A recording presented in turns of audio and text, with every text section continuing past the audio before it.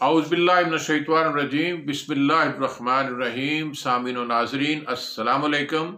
आज इतवार का दिन है और दिसंबर की 20 तारीख है।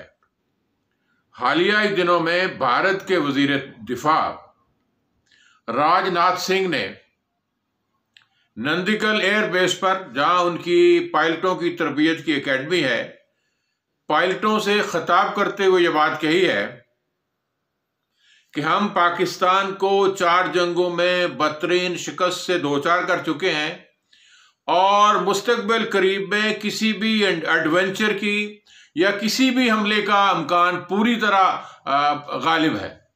हजरात, ये भारत ने फिर उसने ये भी जिक्र किया है कि 2019 के अंदर हमने बालाकोट पर जो शानदार हमला किया था वो भारत की तारीख में सुनहरी हरूफ से लिखा जाएगा।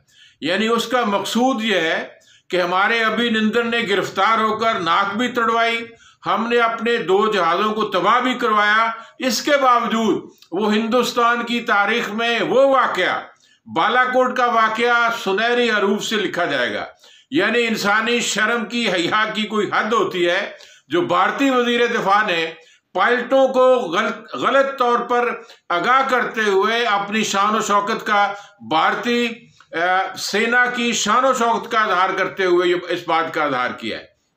हज़रात मोहतरम, पाकिस्तान भी पूरी तरह तैयार है भारत का मुकाबला करने के लिए।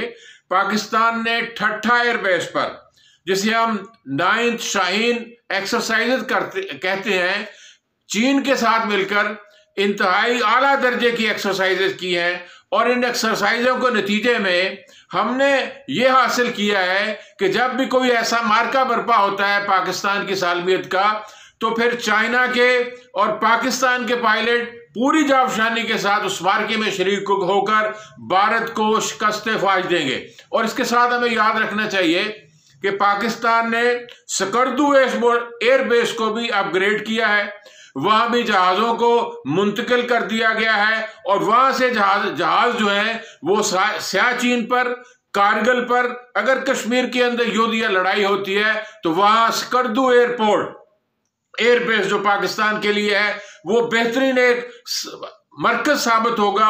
वहां से हम कारगिल पर, सियाचिन पर और कश्मीर की जंग को बेहतर अंदाज से लड़ सकेंगे।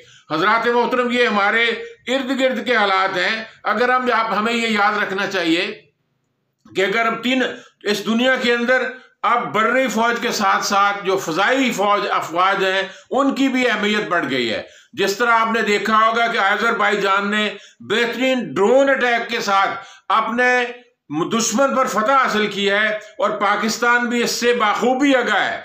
अगर हम तीनों एयर फोर्सेस का मुकाबला करें तो आज चाइना के अंदर 5th जनरेशन के जहाज हैं, यानी G20 है, बमबार है, थोड़ा सा ईंधन ले जाने वाले और मिसाइल ले जाने वाले। मुसल्लह तौर पर चाइना को भारत पर मुकम्मल फजाई हदूद के अंदर बर्तरी हासिल है। और पाकिस्तान के हवाले से हमारे पास F-15 है, F-16 है, फिर हमारे पास जो थंडर 70 आया है वो भारत के जो राफेल तैयार इन्होंने अभी लिए हैं, जिस पर वो घमंड करते हैं, गरूर करते हैं, तकब्बर के अंदर मुब्तला हो गए हैं। पाकिस्तान की एयरफोर्स उसका बेहतरीन अंदाज से मुकाबला कर सकती है। और इस पर याद रखना चाहिए कि जो बर्तरी पाकिस्तान को भारत पर हासिल है वो पायलट की माहिराना कुव्वत के अंदर हासिल है। पाकिस्तान के पायलट इसराइल के मुकाबले में भी बेहतर है, अमेरिका के पायलटों के बराबर हैं, और फिर इंडिया को तो वहां सवाल ही नहीं पैदा था। हालांकि इंडिया का जो एयरबेस है उन्होंने भी मजबूत किया है, उन इसराइल से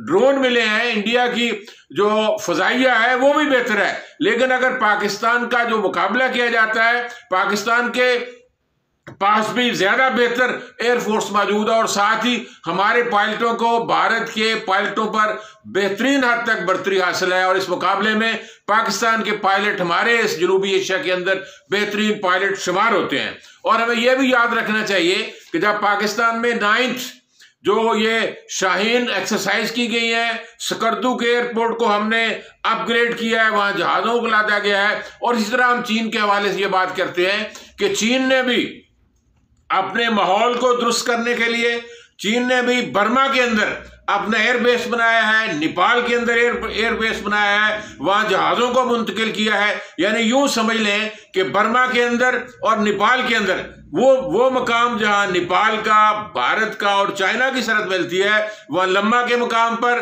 और कालाबाग के मकाम पर वहां उन्होंने एयरबेस मजबूत कर लिए हैं, हर किस्म के जहाज पहुंचा दिए। और यह भी याद रखना चाहिए, ये भारतीय अखबारात ववेला कर रहे हैं कि चाइना ने सियाचिन के अंदर, पहाड़ों के अंदर सुरंगें बनाकर वहां फ्यूल सिस्टम को भी बेहतर कर लिया है, जहाजों को भी मुंतकिल कर लिया है, ताकि जब भी जंग भारत के साथ होती है तो वो सियाचिन के अंदर जो पहाड़ों के अंदर एयरबेस मौजूद है, जहाज चाइना के मौजूद है, वो बेहतर अंदाज से भारत की ठुकाई कर सके। मैं ये समझता हूं कि इन हवालों से हमें ये जानना चाहिए, पाकिस्तान की एयरफोर्स अपनी बर्तरी के एतबार से, ये शाहीन एक्सरसाइज के एतबार से, स्कर्दू में हमारी अपग्रेडेशन के एतबार से बेहतर कारकर्दगी का मुजाहरा कर सकती है। और चाइना ने जिस तरह भारत की शहर को कंट्रोल कर लिया है, बर्मा के अंदर, नेपाल के अंदर, बांग्लादेश उसके साथ है, ये इर्द गिर्द के माहौल, अगर भारत को हालत जंग में अमेरिका और यूरोप की मदद हासिल ना हो तो भारत किसी सूरत में भी पाकिस्तान का और चाइना का मुकाबला नहीं कर सकेगा। वो दुम दबाकर भाग जाएगा। भारत का वजीर दफा किसी गलत फहमी के अंदर मुब्तला है, वो गलत अदाद शुमार देकर पाकिस्तान को नीचा दिखाने की कोशिश करता है। पाकिस्तान ने 65 की जंग में भारत को नाको चने चुभवाए, फिर कारगिल पर पाकिस्तान की मुसल्लह अफवाज ने उनकी शारक का कब्जा किया। 71 की जंग हमें अफसोस है, 16 दिसंबर 1971 के में पाकिस्तान को जरूर शिकस्त होती है, लेकिन वो पाकिस्तान की सियासी गलतियों का नतीजा था, वो भारत की हेजमनी नहीं थी, वो कोई भारत की फतह नहीं थी। हमारे भाई हमसे नाराज हो गए थे, जो अफसोसनाक था, हमने उनके हकूक नहीं पहचाने। भारत की साजिश भी उसमें शामिल थी, बैनुल कौमी एस्टेब्लिशमेंट भी शामिल थी। मगरबी पाकिस्तान से मशरकी पाकिस्तान को अलग करके बांग्लादेश बना दिया, हमें उस पर अफसोस है। लेकिन 65 की जंग हो, 48 की जंग हो, या फिर उसके बाद ये ताज़ा 2019 की जंग हो, ये बालाकोट के अंदर जिस तरह हमने उनके रऊनत को, तकब्बर को, गरूर को मलिया मेट किया है। पाकिस्तान की मुसल्लह अफवाज, एयरफोर्स जिंदाबाद, पाक चीन दोस्ती जिंदाबाद। वाखिर दाना वल्हम्दुलिल्लाहि रब्बिल आलमीन।